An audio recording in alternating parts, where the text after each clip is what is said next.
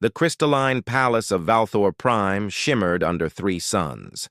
Inside the grand halls, Queen Ishara sat on her throne, her four arms folded in thought. Her daughter, Princess Lyria, stood before her with eyes cast down. The princess had not spoken in days, and the queen knew why. Lyria was broken. At least that was what everyone said. The young princess could not bear children, and in Valthrine society, this was worse than death. An heir without the ability to continue the bloodline was useless. The noble houses whispered behind their hands. Some even dared to suggest that Ishara should name another heir. The queen refused to accept this fate. Lyria was her only child, born after decades of waiting. She had searched every corner of the empire for a cure, but Valthrine medicine had failed. The best doctors shook their heads and offered empty condolences. Lyria's condition was genetic, they said. Nothing could be done. Then the humans arrived. Their ship was small compared to Valthrine vessels, but it carried something the Empire needed: new trade routes and advanced agricultural technology. Captain Jake Morrison led the delegation, and beside him stood Dr. Claire Bennett, their chief medical officer. The Queen met them with the usual ceremonies, but her mind was elsewhere. During a private dinner, Ishara made a bold decision. She dismissed her guards and advisors, leaving only herself, the captain, and the doctor. Jake looked confused, but Claire seemed to understand that something important was coming. "I need your help," Ishara said, her voice barely above a whisper. "Not for my empire, but for my daughter." She explained Lyria's condition in detail. Claire listened carefully, asking questions about Valthrine biology and genetics. The doctor's eyes grew wider as she realized something the Valthrine had missed. "Your Majesty," Claire said slowly, "humans and Valthrine share remarkable biological similarities. We evolved on different worlds, but our basic structures are compatible. I might be able to help, but I would need to examine the princess personally." Ishara agreed immediately. The next day, Claire was brought to Lyria's chambers. The princess lived in isolation, hidden away like a shameful secret. Her rooms were beautiful but felt like a prison. Lyria sat by a window, staring at the gardens below. She barely acknowledged Claire's arrival. The examination took hours. Claire used both human and Valthrine equipment, comparing results and making notes. When she finished, she sat beside Lyria and spoke gently. "Princess, your condition is treatable. It won't be easy and it will take time, but I believe we can help you." Lyria turned to look at the human doctor for the first time.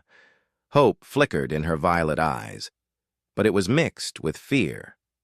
She had been disappointed too many times before. Claire explained her plan to Queen Ishara. The treatment would require years of careful medical care. Someone would need to stay with Lyria constantly, monitoring her health and adjusting medications. It was too much to ask of a visiting doctor who had her own duties. "There might be another way," Jake said during their discussion. "A permanent arrangement." The Queen understood immediately. She proposed something that had never been done before: a marriage between her daughter and a human. The union would serve two purposes. It would ensure Lyria received the medical care she needed, and it would create the first formal alliance between Earth and the Valthrine Empire. Jake sent urgent messages back to Earth. The proposal caused heated debates in government chambers and military councils. Marrying into an alien royal family was unprecedented. But the potential benefits were enormous. Humanity would gain a powerful ally and access to technologies they could only dream of. After 3 months, Earth sent their answer. They had found a volunteer, Ryan Cooper, a 32-year-old xenobiologist who had served as a military medic during the frontier conflicts. Ryan was brilliant, patient, and most importantly, he genuinely wanted to help. He had studied the Valthrine from afar and was fascinated by their culture. Ryan arrived on Valthor Prime 6 months after the initial proposal. He stepped off the transport ship wearing formal human diplomatic clothes, looking small compared to the towering Valthrine guards. Queen Ishara received him in the throne room, studying this human who would become her son-in-law. "Do you understand what you are agreeing to?" she asked him directly. "Yes, Your Majesty," Ryan replied. "I'm here to help your daughter, in whatever way she needs." The wedding took place 2 weeks later. The ceremony combined traditions from both worlds. Lyria wore the traditional silver robes of a Valthrine bride, while Ryan wore the ceremonial uniform of Earth's diplomatic corps. They exchanged vows in both languages, though Lyria's voice was barely audible. The princess looked at her new husband with empty eyes. She saw him as just another reminder of her failure, another person who would eventually look at her with pity or disgust. Ryan saw something different. He saw a young woman who had been hurt by a cruel society, someone who needed a friend more than anything else. After the ceremony, they were escorted to their new quarters in the palace. The rooms were spacious and filled with gifts from various noble houses. Lyria walked to the bedroom and closed the door without a word. Ryan stood in the main room, alone on his wedding night. He did not try to follow her. Instead, he began unpacking his equipment and setting up a small laboratory in one corner of their quarters. If Lyria wanted space, he would give it to her. He had all the time in the world. Outside their windows, the 3 suns set over Valthor Prime, casting long shadows across the crystalline palace. Somewhere in those shadows, the noble houses plotted and schemed. They did not trust this human, and they certainly did not believe he could succeed where Valthrine science had failed. But Ryan Cooper was not easily discouraged. He had made a promise, and he intended to keep it. The first month of marriage was silent. Lyria refused to speak to Ryan, communicating only through servants when necessary. She took her meals alone in her room and avoided the common areas when he was present. Ryan accepted this without complaint. He spent his days in the laboratory, analyzing Valthrine biology and searching for solutions. Every morning, Ryan left a small gift outside Lyria's door. Sometimes it was a flower from the palace gardens. Other times it was a piece of human chocolate or a book translated into Valthrine. He never demanded acknowledgement, never knocked, never pushed. The gifts simply appeared, and eventually they disappeared from the hallway. He took this as progress.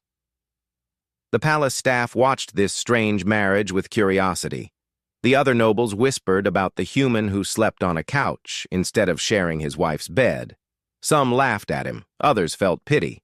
A few began to wonder if perhaps this human understood something they did not.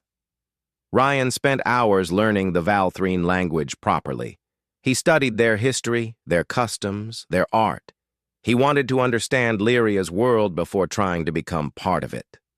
Claire visited twice a week to help with research, and she became his only real friend in the palace. "She still won't talk to you?" Claire asked one afternoon as they reviewed medical scans. "Not a word," Ryan said, but he did not sound defeated. "But she's reading the books I leave. I can tell because they're in different positions each day." Claire smiled. "You're more patient than I would be." "She's been hurt enough. I won't add to it by demanding something she's not ready to give." 6 weeks into the marriage, Ryan made his first real breakthrough. He had noticed that Lyria moved stiffly, as if in constant pain. Valthrine doctors had told her this was normal for her condition, something she would have to endure. But Ryan believed pain was the body's way of signaling that something was wrong. He worked for days on a solution, combining human pain management techniques with Valthrine physiology. The result was a medication that should reduce inflammation without dangerous side effects. He prepared a dose and left it outside Lyria's door with a note explaining what it was and how to use it. The next morning, Lyria emerged from her room for the first time in weeks. She found Ryan in the laboratory, surrounded by papers and medical equipment. He looked up when she entered, surprise clear on his face. "The medicine worked?" she said. Her voice was soft, unused to speaking. "I haven't felt this good in years." Ryan smiled, a genuine expression of relief. "I'm glad. I was worried about the dosage." "Why are you doing this?" Lyria asked suddenly. "You could have stayed on Earth. You could have had a normal life with a normal wife." "Why agree to this marriage?" Ryan set down his work and gave her his full attention. "Because everyone deserves help when they need it. And because I don't believe you're broken, no matter what anyone says." Lyria's eyes filled with tears, but she did not let them fall. She had not cried in years, had forced herself to become hard and cold, but this human's simple kindness cracked something inside her. "I should not have ignored you," she said. "It was cruel. You needed time.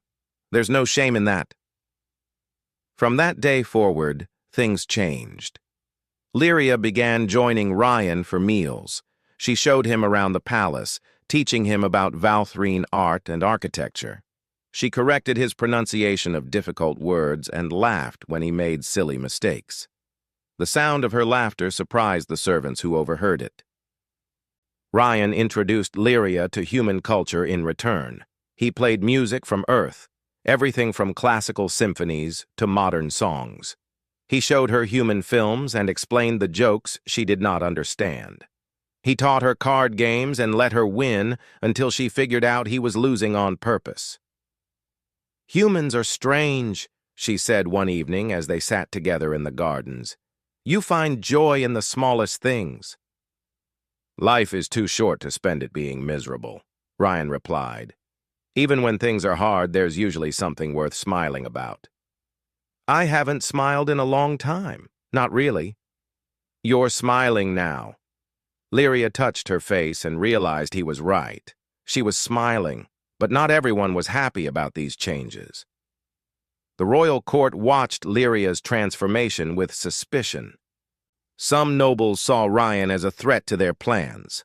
If Lyria became strong again, if she truly became fit to rule, their own ambitions would be crushed. The first assassination attempt happened 3 months into the marriage.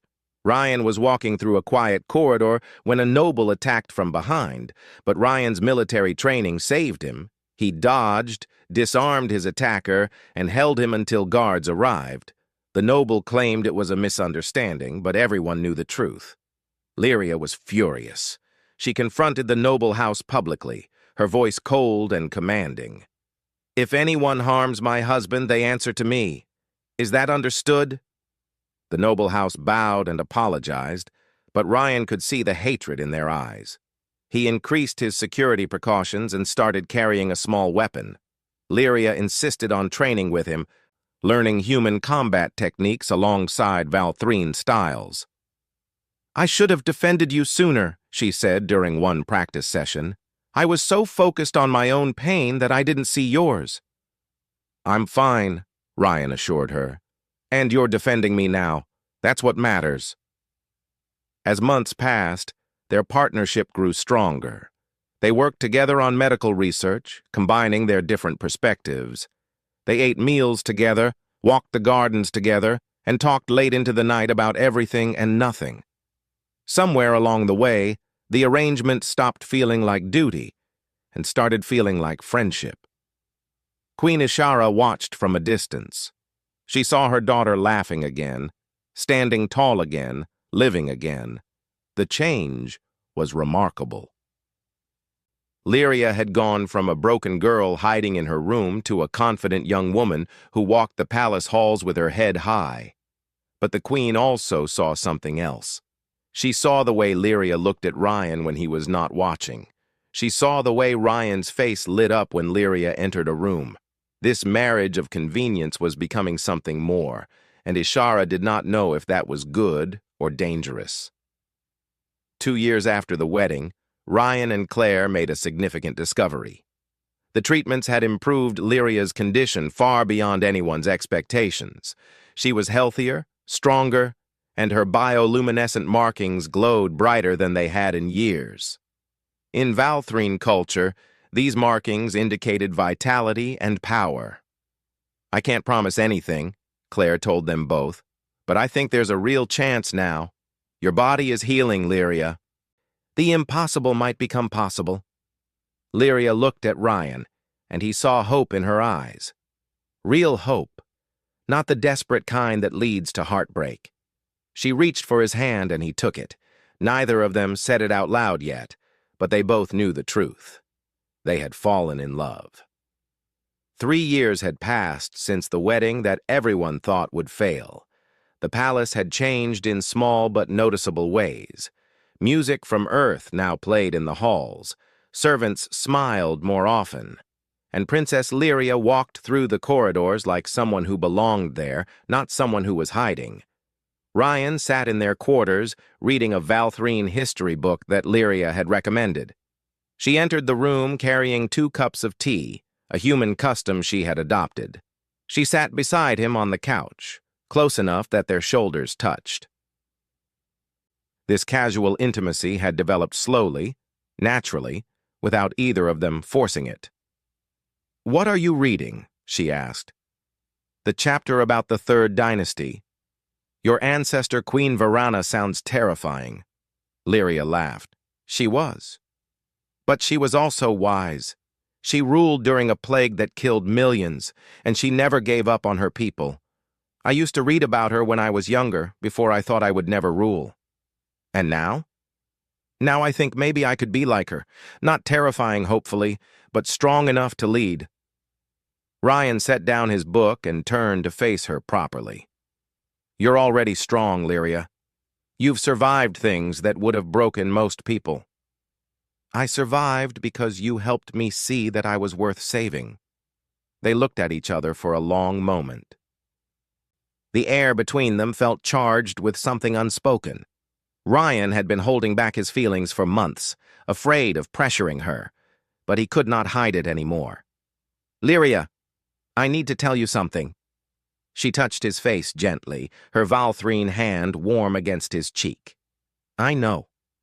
I feel it too."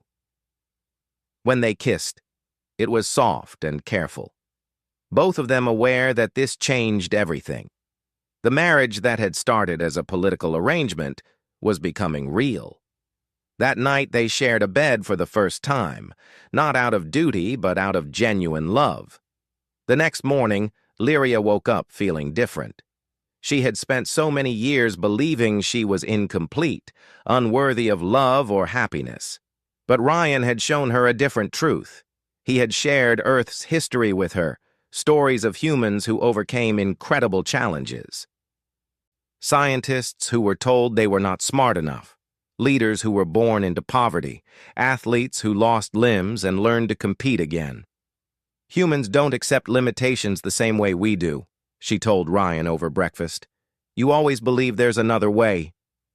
"Because there usually is," he said. "We might not be as advanced as the Valthrine in some ways, but we're stubborn. We don't give up easily." Lyria started studying human philosophy and governance. She read about democracy, about leaders who were chosen for their character rather than their bloodline. She learned about human rights, the idea that every person had inherent worth regardless of their abilities. These concepts were revolutionary in Valthrine society, where status and power came from genetic perfection. She began applying these ideas to her own understanding of leadership. She spent more time with common workers in the palace, learning about their lives. She visited the lower city districts that most nobles ignored. Ryan accompanied her, and together they saw the parts of Valthrine society that needed change. "My mother rules fairly," Lyria said one day, "but she rules from a distance. She doesn't see the people who struggle, who work hard but never rise because they weren't born in the right family. Then when you're queen, you can change that. If I become queen, the noble houses still doubt me. Let them doubt. You'll prove them wrong." Meanwhile, Ryan and Claire continued their medical work. Lyria's health had improved dramatically. Her chronic pain was gone. Her energy levels were higher than they had been since childhood. Even her appearance had changed. Her skin had a healthier glow, and her bioluminescent markings pulsed with strong, steady light. The palace doctors were amazed. They had declared her condition incurable, yet here she was, thriving. Some admitted they had been wrong. Others stubbornly insisted it was temporary, that she would relapse eventually. Ryan ignored them and focused on his work. 4 months after they confessed their love, something unexpected happened. Lyria missed her cycle. At first, she thought it was a side effect of the medications, but when it happened again, she asked Claire to run tests. Claire examined her 3 times to be certain. Then she sat down with both Lyria and Ryan, her expression serious. "I don't know how to explain this scientifically," Claire said. "But you're pregnant, Lyria." The room went silent. Lyria stared at the doctor, unable to process the words. Pregnant. It was impossible. Every Valthrine doctor had told her she would never conceive. Her condition made it physically impossible.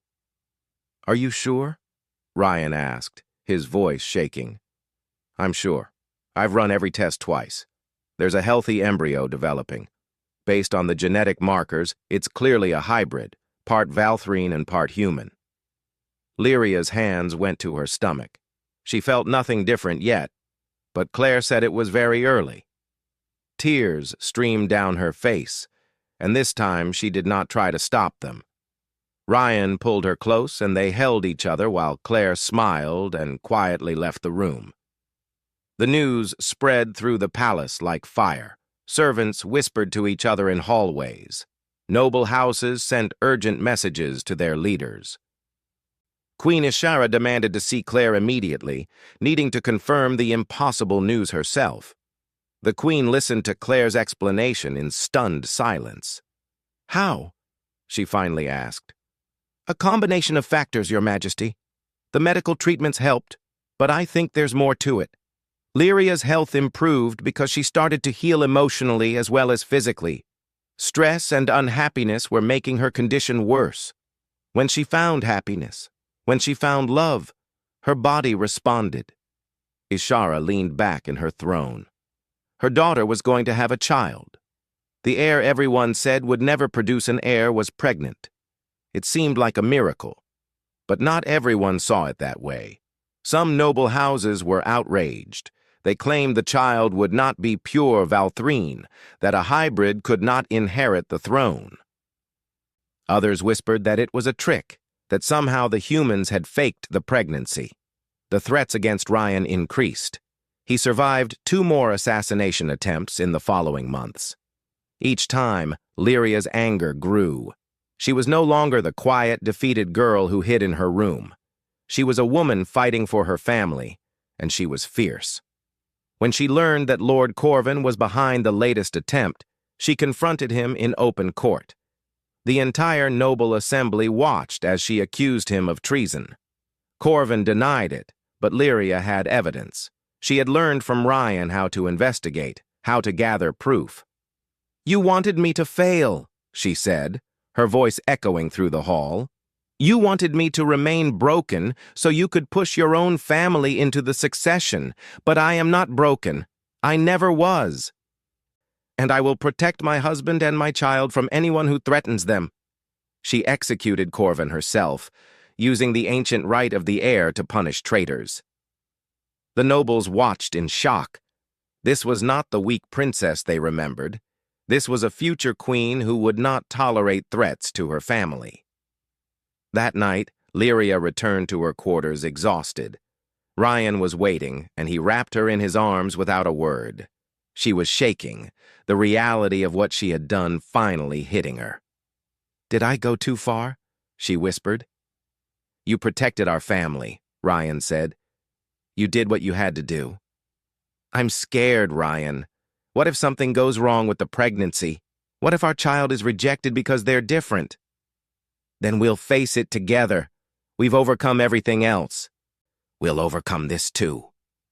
Lyria placed her hand over her stomach, where their impossible child was growing. She thought about the future, about the kind of world she wanted to create. A world where children were valued for who they were, not what they could do. A world where love mattered more than genetic perfection. "We're going to change everything," she said. "Yes," Ryan agreed. "We are." The pregnancy advanced slowly but steadily. Lyria's body was doing something that Valthrine science said was impossible, and every day brought new concerns.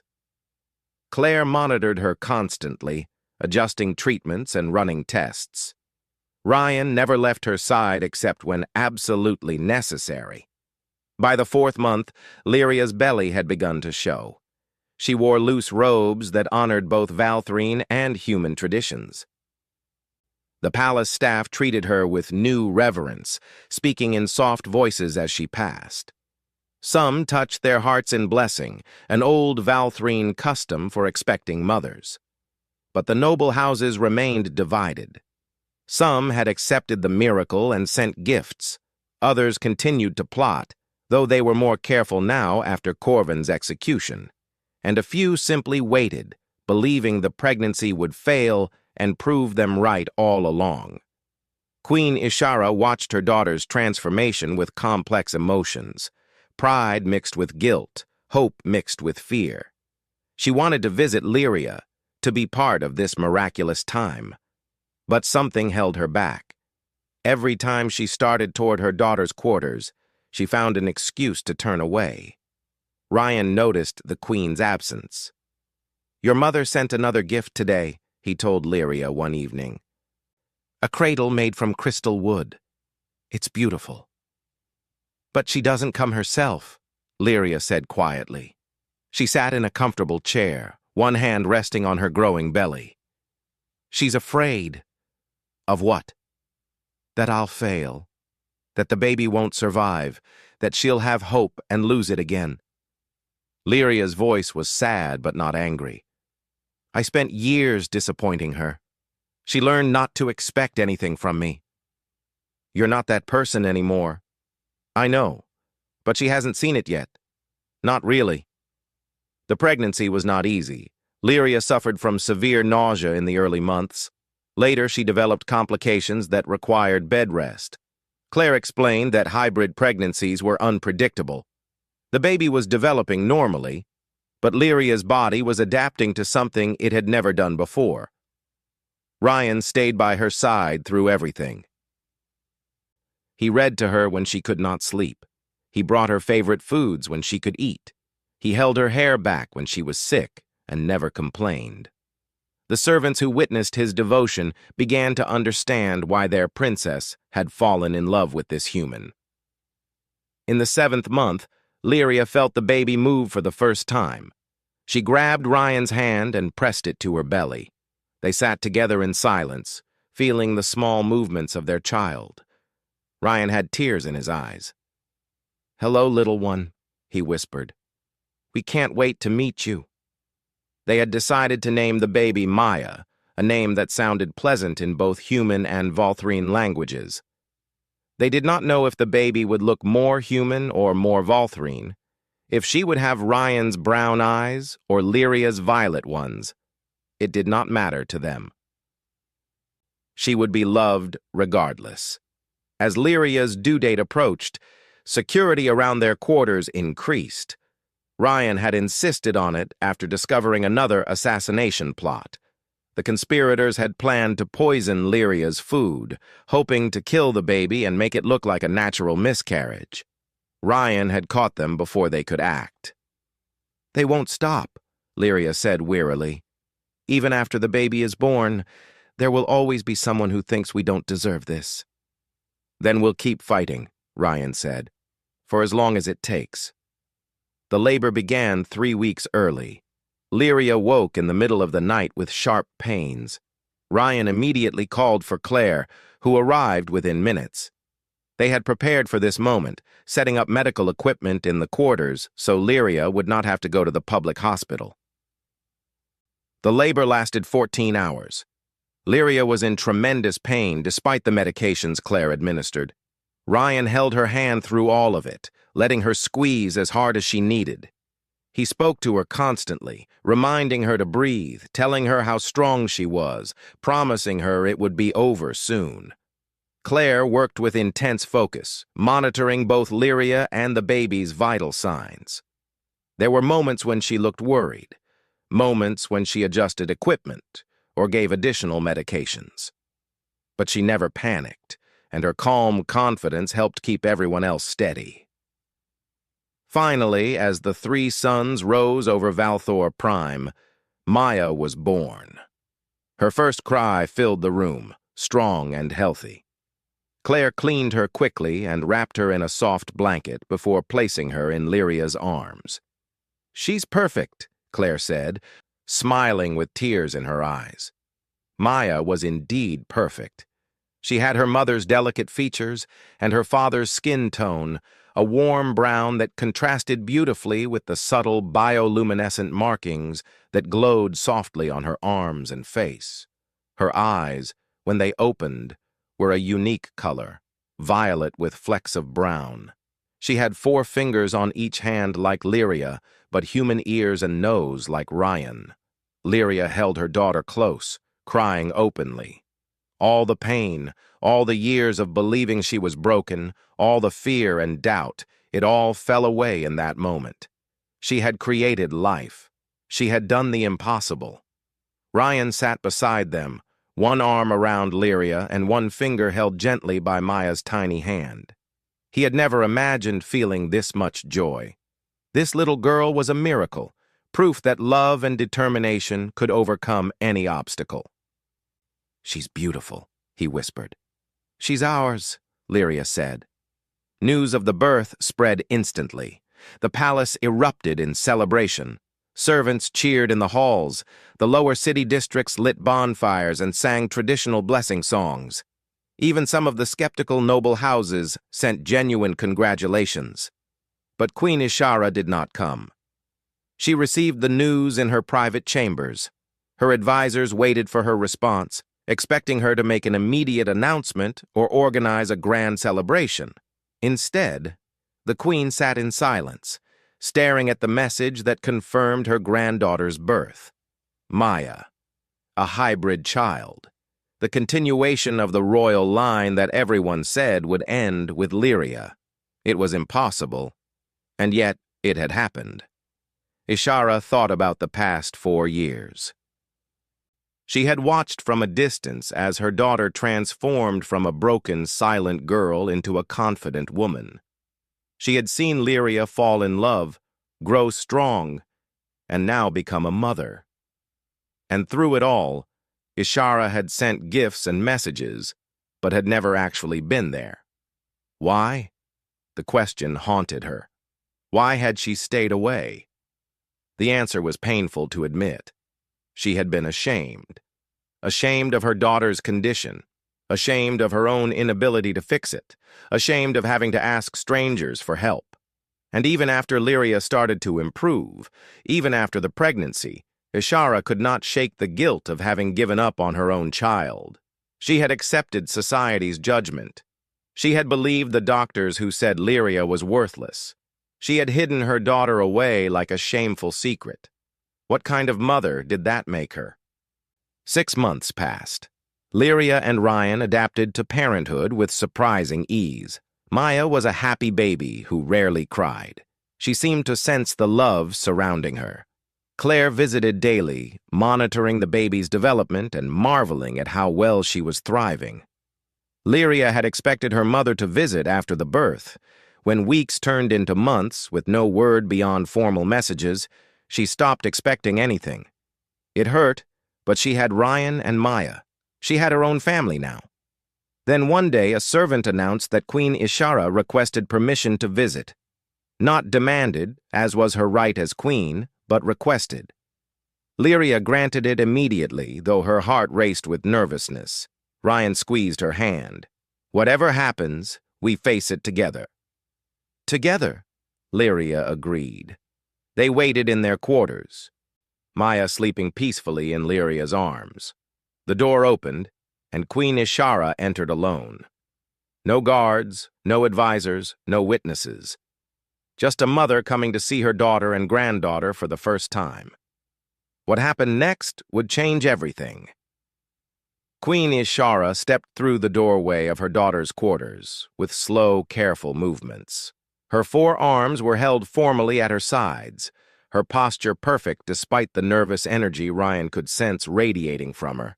She had ruled an empire for centuries, commanded fleets, made decisions that affected billions of lives, but entering this room seemed to terrify her. Lyria stood near the window, holding Maya. Afternoon light streamed through the crystal glass, making the baby's bioluminescent markings glow softly. She was awake, making small cooing sounds and reaching toward the light. Ryan stood beside his wife, close enough to offer support, but giving Lyria space to face her mother. The queen took 3 steps into the room, then stopped completely. Her eyes locked onto the scene before her, and every muscle in her body went rigid. She did not blink. She did not breathe. She simply stood there, frozen, as if time itself had stopped. A full minute passed in absolute silence. Lyria watched her mother with growing concern. Ryan moved slightly, ready to call for help if something was wrong.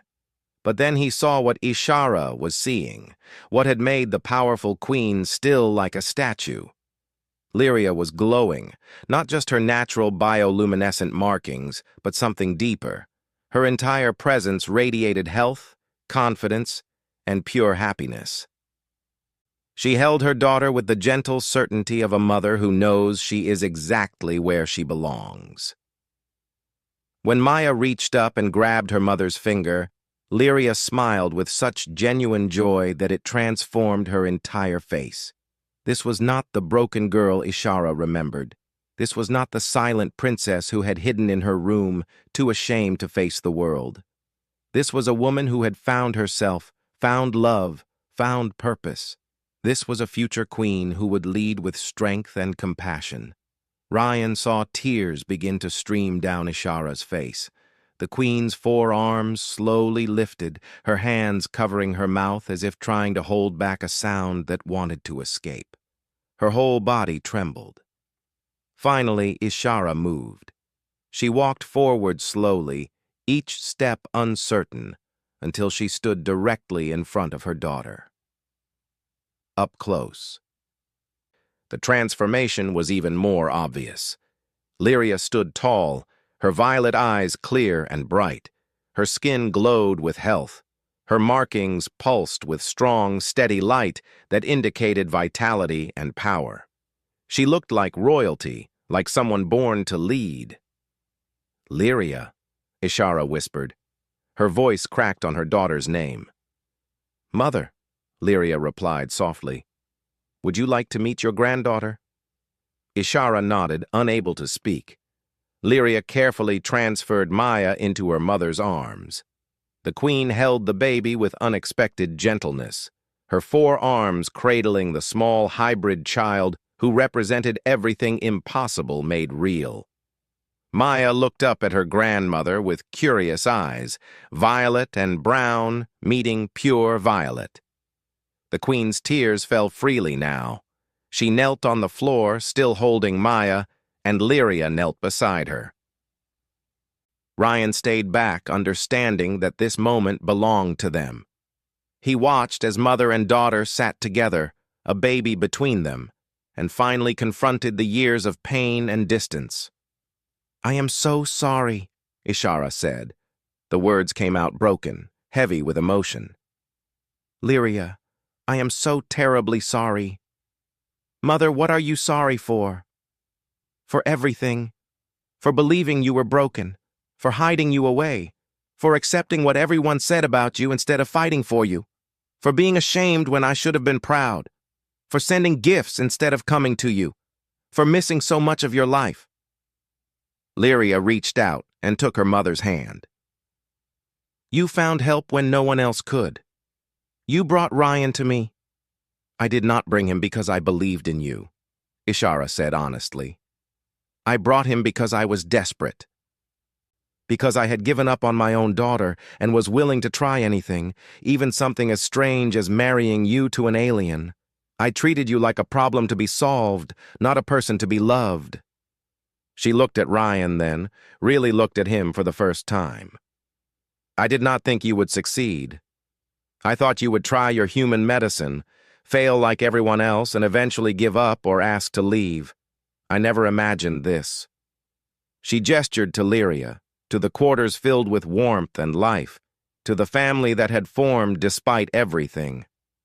Ryan spoke gently. "Your Majesty, I didn't fix Lyria.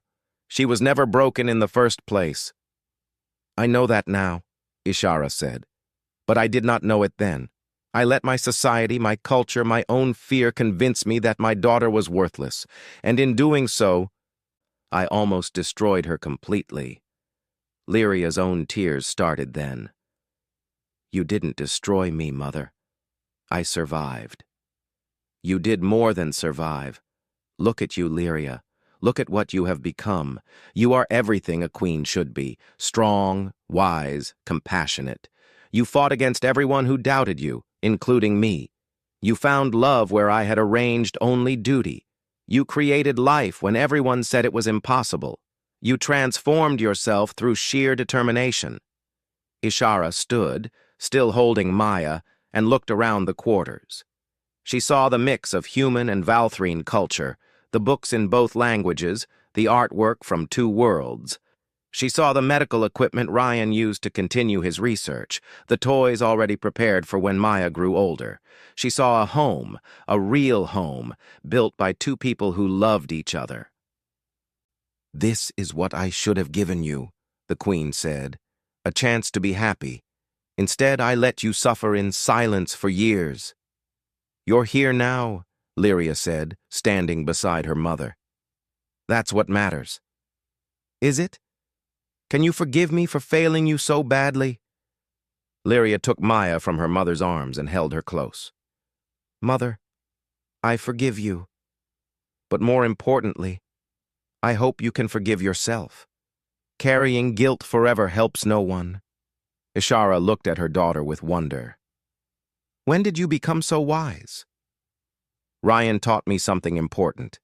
He showed me that humans don't accept limitations the way we do. They believe that any challenge can be overcome with enough determination and compassion. They don't give up on people, even when those people have given up on themselves." The Queen turned to Ryan again. "You truly love my daughter." "More than anything," Ryan said simply. "And you never doubted her?" "Never. I saw someone who had been hurt by a cruel world. I saw someone who needed a friend. And yes, I saw someone I could help medically. But I never saw someone broken or worthless. Those words don't describe Lyria. They never did."